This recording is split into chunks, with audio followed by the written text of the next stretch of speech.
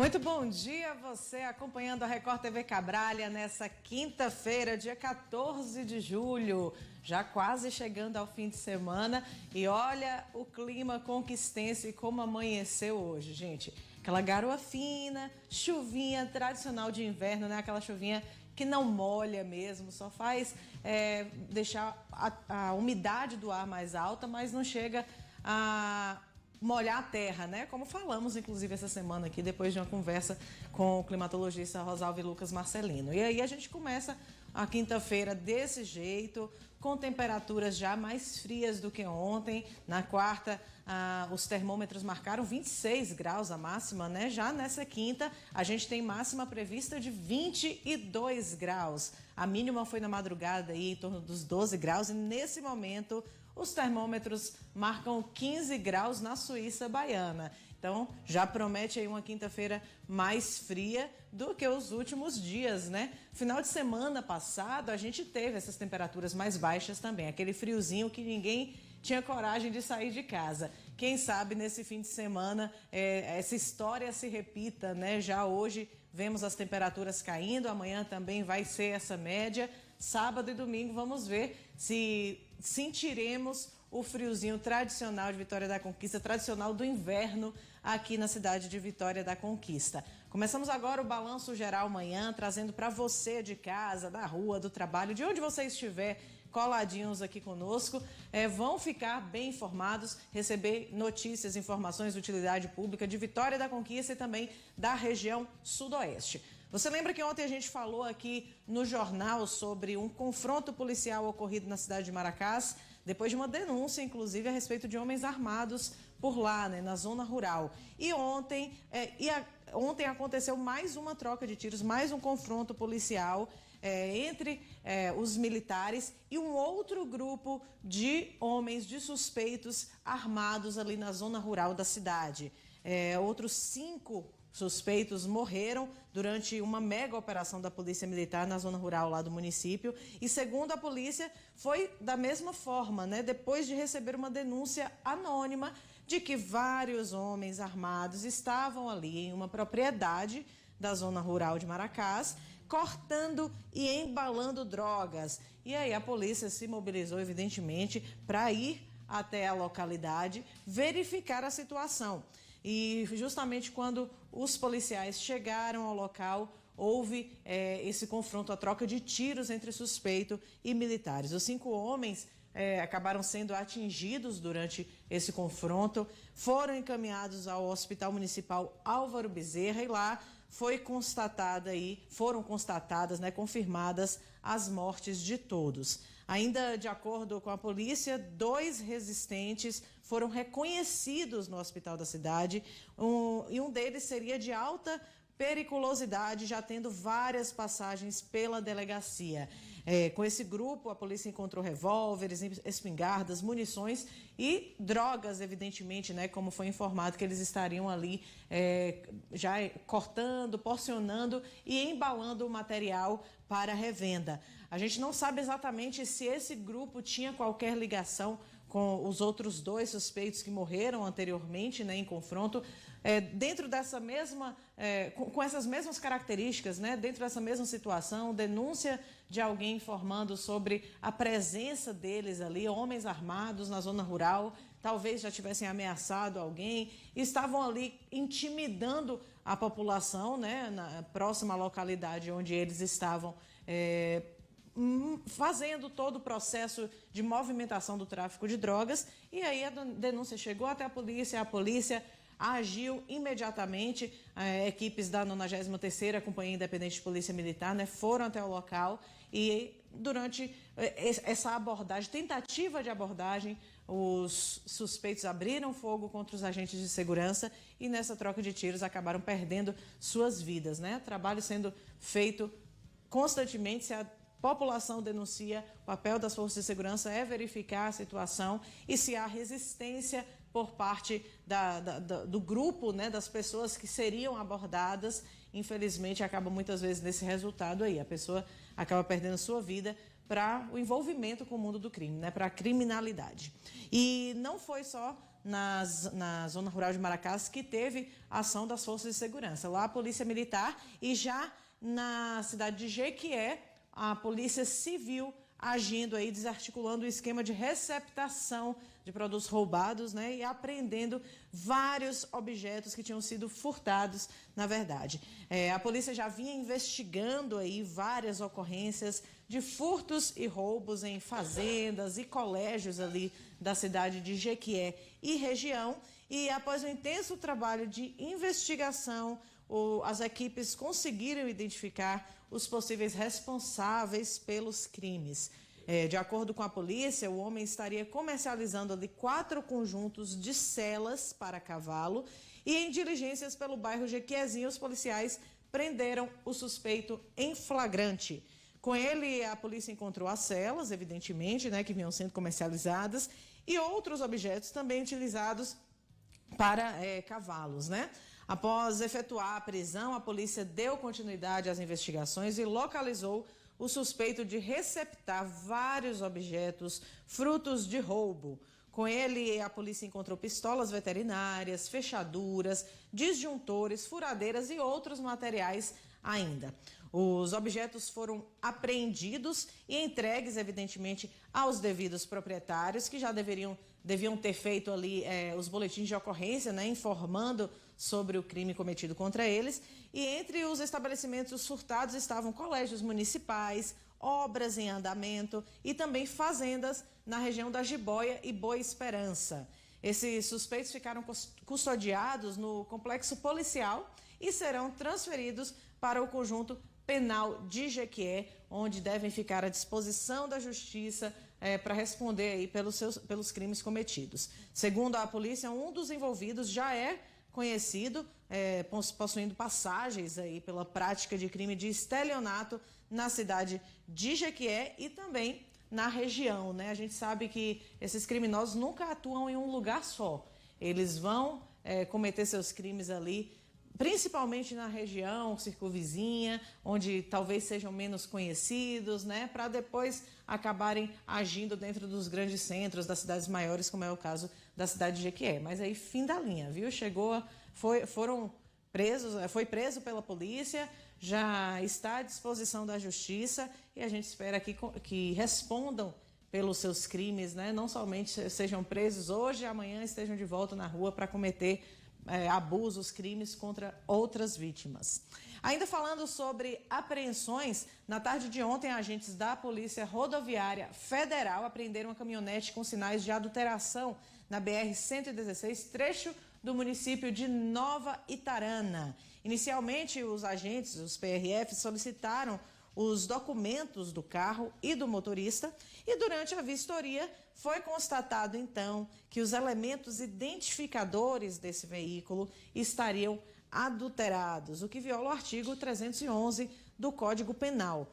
Além disso, a polícia constatou ainda que, na verdade, os documentos eram de uma caminhonete emplacada em São Paulo e que possuía restrição administrativa. A polícia, o condutor informou que comprou o carro há 2 meses pelo valor de R$ 23.500 e que não teria aí conhecimento do fato, né, do caso. Diante dos fatos, ele foi encaminhado juntamente com o veículo à Delegacia de Polícia Civil para prestar esclarecimentos aí a respeito dessa compra, quem sabe identificar o vendedor, verificar se de fato ele não tem qualquer tipo de envolvimento, né, não sabia desse processo de adulteração no veículo que foi comercializado, como ele alega, e aí, quem sabe, se chegar aos possíveis autores, né, dos crimes cometidos aí a partir da adulteração do veículo, clonagem também de placa, né? Então, a Polícia Civil vai trabalhar agora na investigação para esclarecer todos os detalhes e também responsabilizar os autores. A gente sabe que muitas vezes, pelo menos em conversa com o Dr. Ney Brito, que é o titular da Delegacia de Repressão a Furtos e Roubos aqui em Vitória da Conquista, ele diz que são comuns os crimes envolvendo aí a venda de produtos, seja de veículos ou qualquer outro tipo de produto, e a pessoa compra ali sem saber a procedência, né, no caso aí desse carro, sem saber se está tudo legalizado, sem fazer uma busca junto aos órgãos responsáveis, né? Se por um acaso você vai fazer qualquer tipo de compra, até mesmo venda, né? O carro tem que estar todo em situação regular, mas se você vai fazer a compra de um veículo, primeira providência, gente, é checar se ele está em situação legal. Pega aí as informações do carro, leva até a polícia, leva até o órgão responsável pelo trânsito, enfim, qualquer pessoa que possa lhe auxiliar, informando se está tudo legal, tudo regularizado aí com o veículo, né? Isso com certeza vai evitar que você acabe se tornando parte de um crime, às vezes até sem saber, como alega esse motorista, esse condutor que foi encaminhado à polícia em posse desse veículo que estava com sinais de identificação adulterada e também possui ainda a placa de um outro carro com restrições provenientes lá do estado de São Paulo.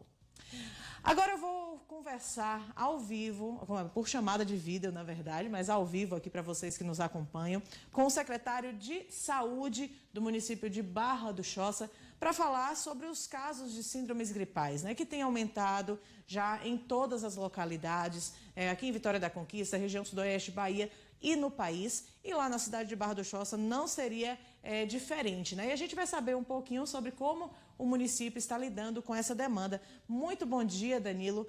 Bem-vindo aqui ao Balanço Geral Manhã. Bom dia. Bom dia a todos.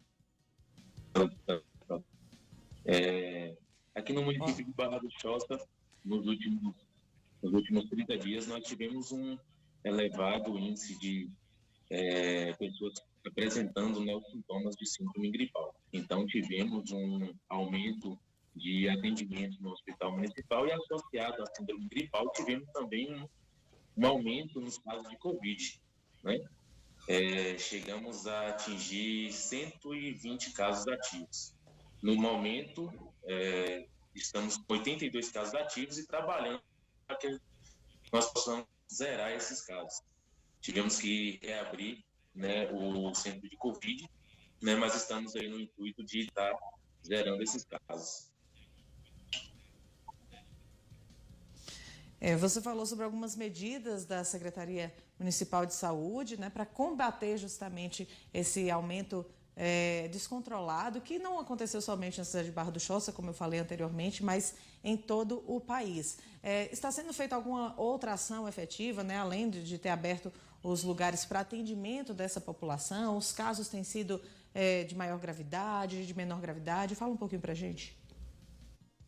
Graças a Deus, por conta do avanço da vacinação, né, no nosso município, num contexto a nível mundial, os casos eles foram com sintomas leves, né, não tivemos nenhum caso de gravidade, todos com sintomas muito leves. E assim, as medidas adotadas foi a reabertura de Covid, que há mais de 4 meses nós tínhamos fechado porque estávamos com casos completamente zerados de Covid. Aí, por conta desse aumento, aí nós tivemos que reabrir o centro de Covid. As ações de orientação, né, do isolamento social, elas permanecem, né, para que a gente consiga estar tendo esse controle, e o nosso objetivo é zerar esses casos. Então, trabalhamos com o processo de orientação, mantendo o isolamento, a questão da vacinação, né, e a reabertura do centro de Covid. Então, estão sendo essas as medidas adotadas.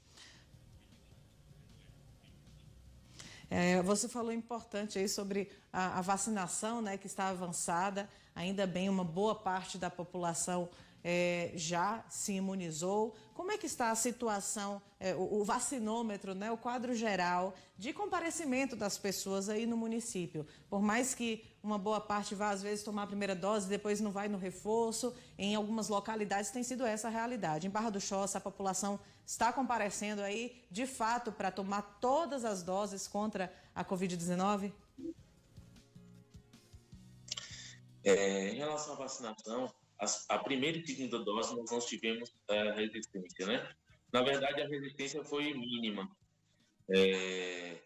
Já na dose, nós já nos deparamos com algumas pessoas resistentes a estarem tomando essa terceira dose. Já iniciamos a quarta dose. A quarta dose está em processo de estar acontecendo ainda, né? Essa quarta dose, e agora as pessoas estão bem resistentes em relação à quarta dose. Agora, a terceira dose, tivemos uma resistência, mas boa parte da população já se encontra vacinada. É importante a gente fazer essa chamada de atenção, né? Eu acho que em todas as localidades aconteceu o mesmo, essa resistência à dose de reforço, que é a terceira, e a quarta dose agora, que uma boa parte da população, pelo menos aqui em Vitória da Conquista, a partir de 50 anos, já estão sendo chamados a tomarem a quarta dose. Aí em Barra do Choça, essa quarta dose está sendo oferecida para que público? E aí a gente aproveita também para chamar a atenção de que depois de um ano, desde o início da campanha de vacinação, é basicamente um novo ciclo, né, de vacinação. Às vezes a gente fala em quarta dose, mas, por exemplo, a campanha contra a influenza, ela teve ano passado, esse ano mais uma vez, e o ciclo contra a Covid-19 deve ser também esse, né, a partir de agora.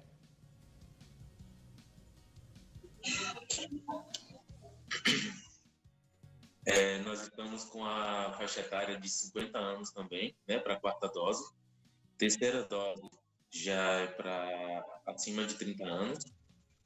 E, como foi dito, né, temos uma certa resistência com a terceira dose, uma resistência maior ainda com a quarta dose, mas, graças a Deus, mesmo diante dessa resistência, os casos que foram apresentados ativos no município tiveram sintomas muito leves. Então, assim, isso é efeito da imunização que a comunidade já adquiriu, né? E, assim, tivemos também a vacinação da influenza, como você disse, né? Já a campanha da influenza já está em fase de conclusão já no nosso município.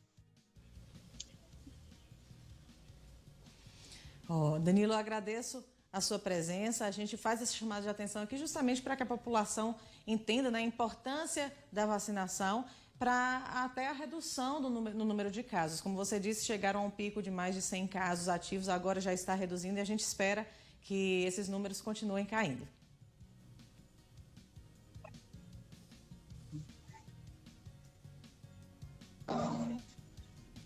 Obrigada pela sua participação aqui conosco. A gente vai agora para um rápido intervalo e na volta vamos falar sobre a nova previsão, né, para o salário mínimo do ano de 2023. Foi aprovado essa semana aí em Congresso e a população está de olho, viu? Não ficou muito satisfeita com o reajuste de menos de 7%. Não sai daí no piscar de olhos, eu estou de volta.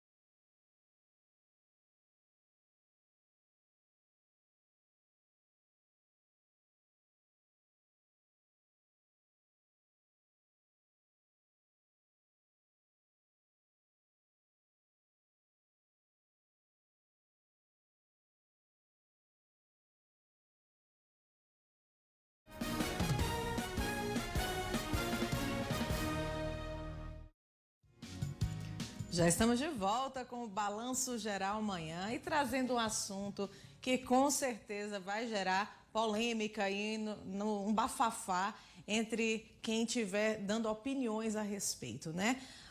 O novo salário mínimo para 2023 foi aprovado em Congresso essa semana, né? Durante a aprovação da Lei de Diretrizes Orçamentárias. É óbvio que é uma previsão ainda apenas e pode haver qualquer tipo de mudança nesse reajuste, mas por enquanto o brasileiro vai precisar se contentar aí com 6,77% de aumento em relação ao salário mínimo deste ano. Não vai dar o que falar aí nos próximos meses, né? Na última terça-feira, o Congresso aprovou a Lei de Diretrizes Orçamentárias para o ano de 2023, onde consta a previsão de reajuste do salário mínimo em R$ 82, passando de R$ 1.212 para R$ 1.294 a partir de janeiro. Esse aumento estimado está em menos de 7%, ficando bem abaixo da inflação dos últimos 12 meses. Os últimos anos a gente tem tido reajuste de salário mínimo abaixo da inflação. Então, isso indica que esse reajuste não é capaz de compor ou de repor as perdas do ano anterior. Então, calcula-se sempre os 12 meses do exercício. No caso em que o governo anuncia 5, 6 meses antes, ele faz uma prévia da inflação futura, estabelece a meta inflacionária e faz o reajuste com base nessa previsão inflacionária. Claro que a população não ficou muito satisfeita com a notícia. Esse reajuste é muito pouco, porque a população brasileira sofre bastante com isso, né? Porque cada dia que passa, alimentação aumentando, combustível aumentando, tudo aumentando, e aí esse reajuste é muito pouco e não acompanha o salário do brasileiro. Infelizmente é um reajuste injusto. O que eu tenho que falar é irrisório. Não cobre, não é justo e não traz alegria para ninguém ter um salário desse e sobreviver com um salário desse. Mas ainda há a possibilidade de haver mudança nesse valor, especialmente em se tratando de ano político. Se a previsão inflacionária até dezembro não se concretizar, uma revisão de valores deve ser feita. O governo ele pode entender que, chegando o período, o mês de dezembro, a inflação acumulada dos últimos 12 meses, ou seja, do ano completo, seja maior do que, substancialmente, do que o que foi aplicado sobre o salário mínimo e refazer esse cálculo e o salário mínimo ser maior do que foi anunciado agora. Por outro lado, se essa expectativa inflacionária for condizente com o planejado, o governo pode manter esse reajuste que foi anunciado. Ainda que o salário acompanhasse os sucessivos aumentos em bens, produtos e serviços, o brasileiro precisaria continuar rebolando para equilibrar as contas, já que os reajustes são baseados na inflação passada e não prevê as perdas futuras. Então, o salário já chega defasado e vai perdendo ainda mais valor ao longo do ano. O economista Wilton Ferraz ressalta ainda que uma grossa camada da população é afetada, mesmo que não receba o mínimo em seu trabalho. A inflação ela atinge principalmente as camadas de renda mais baixa, que vai entre um salário mínimo até 3 salários e meio. São as que mais sentem, porque é o que tem a maior dependência dessa renda para os gastos principais, exemplo, a cesta básica.